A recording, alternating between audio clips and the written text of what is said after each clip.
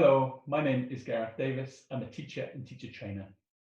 In this session, we're going to look at how to keep your students motivated during their enforced absence from school, especially if you are teaching asynchronously. We will also explore some of the unexpected positive outcomes that lockdown might have on our students.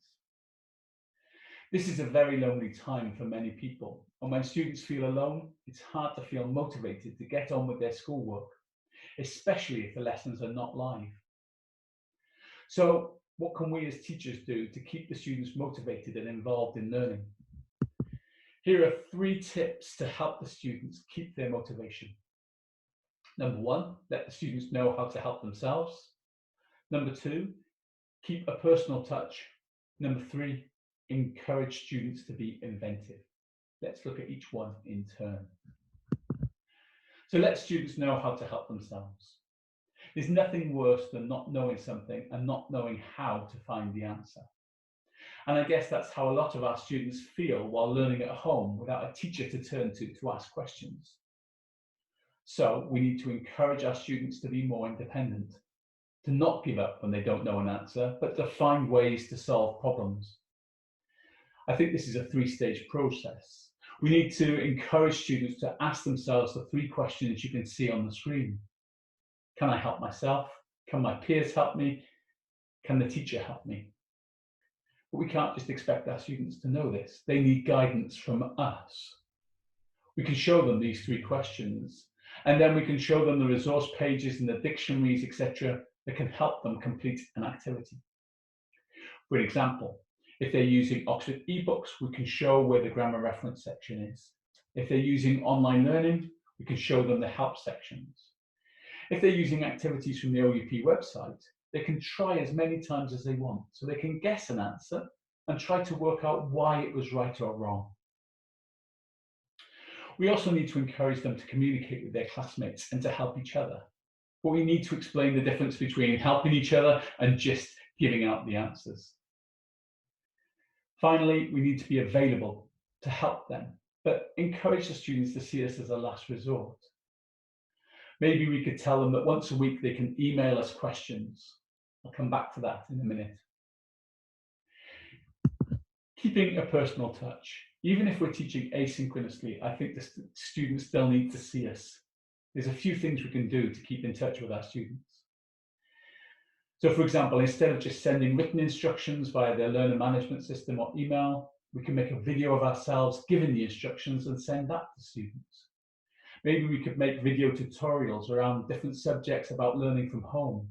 For example, a tutorial on how and where to find the help I talked about on the previous slide. Secondly, make sure the students are sending their work back to us in whatever way is possible, and make sure we're looking at it and commenting on it. I don't mean just error correction, but comments on the content or the neatness or anything that shows the students that we care. This might sound obvious, but my nephew is asked to do work online that never gets commented on, and asked to do work on paper that he is to bring to school when the lockdown is over, whenever that might be. It's hard for him to stay motivated. Finally, if you can, arrange a synchronous lesson once a week or once a fortnight where we can allow students to ask questions about anything they don't understand. This doesn't have to be at normal lesson times, but could be 20 minutes in the evening or at a time that suits our students best. If we're not allowed to do that, or if that's not possible, maybe we could ask the students to send in the questions and then make a video to answer those questions. Finally, encouraging students to be inventive. The students have plenty of time on their hands and they could use that to be creative. Just because they're locked down doesn't mean they can't be inventive and active, and doesn't mean we can't set speaking activities.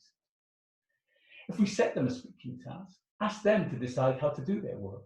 Do they want to do it in writing, or take the opportunity of the freedom of their own home to make a short film clip or audio clip? Could they make a poster or a PowerPoint?